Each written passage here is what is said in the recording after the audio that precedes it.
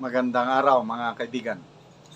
Pag-usapan natin ngayon ang mga kahanga-hanga o yung iba tinatawag na controversial policies ng bagong upong presidente sa Amerika na si President Donald Trump.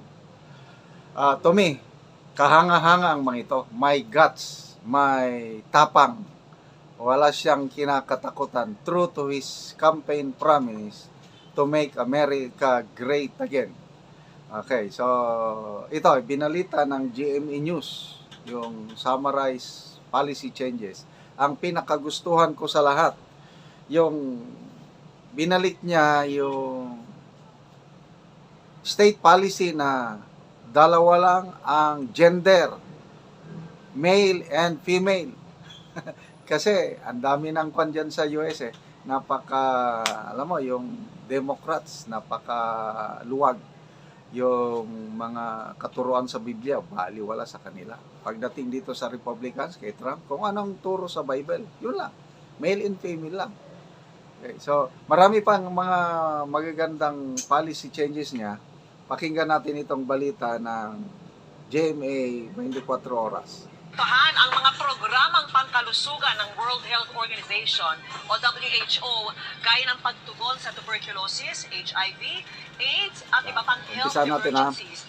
Posibleng maapektuhan ang mga programang pangkalusugan ng World Health Organization o WHO gaya ng pagtugon sa tuberculosis, HIV, AIDS at iba pang health emergencies dahil sa utos ni US President Donald Trump na pagkalas sa organisasyon. Isa pa sa kontrobersyal na utos ni Trump, 2 kasarian na lang ang kikilalanin ng Amerika. Nakatutok si Mariz Umal. Solemnly swear, I, Donald John Trump, do solemnly swear that I will faithfully execute the office of President of the United States. Sa kanyang pagbabalik sa White House bilang ika-47 presidente ng Estados Unidos, kaliwat ka ng pulisiya agad ang inilatag ni US President Donald Trump. Sa kanyang inaugural speech na nauna niyang sinabing magiging uplifting and unifying, inihayag ni Trump ang pagbuo ng pulisiyang kikilala sa 2 kasarian lamang. As of today, it will henceforth be the official policy of the United States government that there are only 2 genders, male and female. Yun! Sa mga dokumentong inilalabas ng gobyerno gaya ng passport at visa, tanging male at female na lang daw ang gagamitin. Ipinapatigil din niya ang paggamit ng pondo sa mga programang nagsusulong sa diversity, equity at inclusion. Ito'y para sa pagbuuan niya ng lipunang colorblind at nakabatay sa kakayahan ng isang tao. Ilang oras din pagkaupo sa pwesto, ipinag-utos din ni Trump sa isang executive order ang pagkalas ng Amerika sa World Health Organization. So we paid $500 million to World Health when I was here, and I terminated it. China with 1.4 billion people. We have 350. They were paying 39 million. We were paying 500 million. It seemed a little unfair to me. 2020 sa kanyang unang termino, nag-withdraw din ang Amerika sa WHO dahil saan niya hindi maayos na pamamahala nito sa pagtugon sa COVID-19 pandemic. Dati na itong pinabulaanan ng WHO na gumawa raw ng mga hakbang para matukoy ang pinagmula ng COVID. Bukod sa WHO, pumalas din noon sa Paris Agreement sa Trump at inulit niya ngayon. But I'm immediately withdrawing from the unfair one-sided Paris Climate Accord ripple. The United States will not sabotage our own industries while China pollutes with impunity. Kapwa binaligtad ng pumalit sa kanya noong si dating US President Joe Biden ang ginawang mga hakbang na ito ni Trump noon. Pinanindigan din ni Trump ang kanyang kampanyang maghihigpit sa border ng Amerika. All illegal entry will immediately be halted, and we will begin the process of returning millions and millions of criminal aliens back to the places from which they came. Magpapadala rin daw siya ng mga sundalo sa US-Mexico border para mapigilan ang iligal na pagpasok sa Amerika na idedeklara niyang isang national emergency. Nais din ni Trump na matuldukan ang birthright citizenship o hindi na pagkilala bilang US citizen sa mga sanggol na isinilang sa Amerika kung ang kanyang mga magulang ay iligal na nakapasok doon. Hakbang na hindi kinatuwa ni Biden at tinawag niyang awful. Kung may mga kasama si Trump. Yan ang mahigit 1,500 individual na kasama sa pag-atake sa US Capitol noong January 6, 2021. Ipinag-utos din na Trump ang full-time at in-person na pagtatrabaho ng federal workers.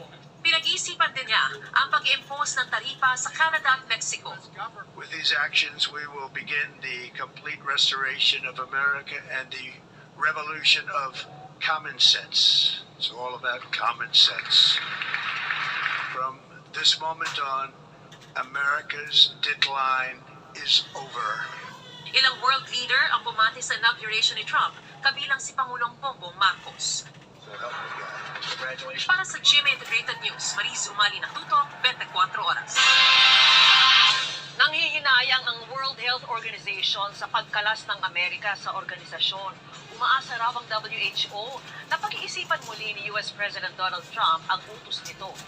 Bukas din daw sila sa isang constructive dialogue, hindi lang anila para sa kapakanan ng mga Amerikano, kundi para sa lahat ng tao sa...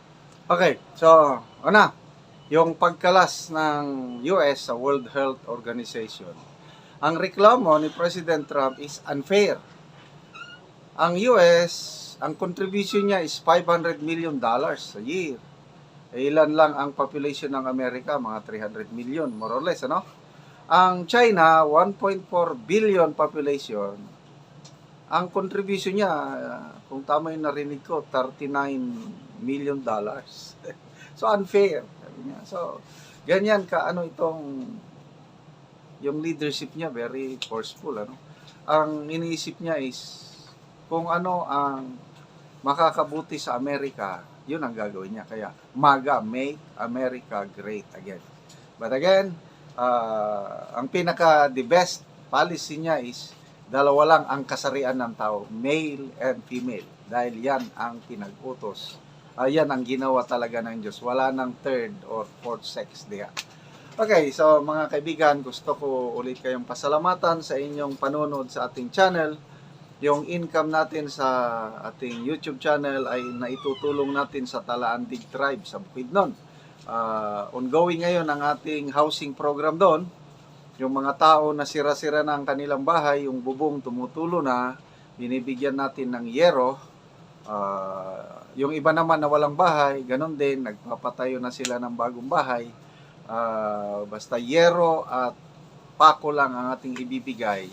Yun na, nakakatulong na tayo sa mga pobreng Talaan Tribe. So, salamat sa inyong panonood, lalo na sa hindi nag-skip ng ads, kasama kayo sa pagtulong sa tribong ito. Panoorin nyo ang video na ito. Muna ni siya ang akong nakita nga balay nga iyaha sa tigulang nga niduol sa ako nga nagkinahanglan po siya og tabang makita sa layo po ng balay nga makita gani ang dunay silupin ang iyang hero nga putol na, so iyang giilaluman og silupin pero di na gyud makaya kay ang iyang hero putol na og mga putol na og kini siya kinanglan na gyud siya og tabang. Mo ni siya ang tigulang ang tag-iya. Nanay mo aning balay ba? Oo. Mo ni siya.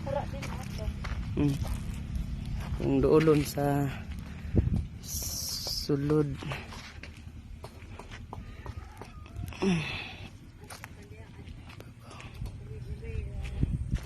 Ang iyang bisan ang iyang kusuyin na gani nga kuan na sad tulo na sad ang ngero.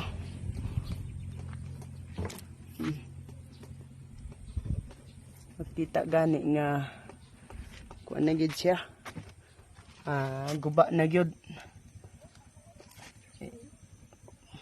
mga luag na kayo og bangag. Mano siya ang makita sa ilang balay.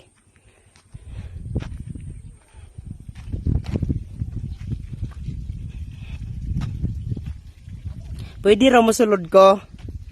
Sige, basta dili ko magpakita. Kaulaw. Di ko magpakita. Muna ni siya ang balay nga kuanan lagi og silupin. Makita man ang silupin nga gibutang pod aron nga makaalalay pud unta sa yero nga nagatulo apan ang silupin makita man gyud nga kuha naman ang silupin. Nasudlan na ni siguro og tubig kay kuha naman siya kanang gaulanan na gyud. Di na matabang. Nan siya ang ilang sulod. Ang ilang kusina. Ano siya? Gibutangan lang og sako. Butangan lang og sako. Kuan nagilisod, nagkinanglan sila og tabang. Og madayon ni ang silupin na ilang gisapaw. Nanay, pila na ang imong edad? Ha? Pila na imong edad? 75. Sa edad? Oo, imong edad. 75. 75 na ka. Ay, nagkinanglan gid kag tabang. Ha? Nagtikinanglan gid kag tabang tungod sa imong Bakit? Ari tabangan na.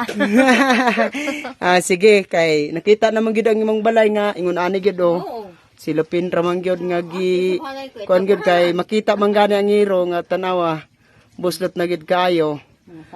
Sige, matagaan ka o gero. Oo. Sige. Ang kandinet yang kuno dani.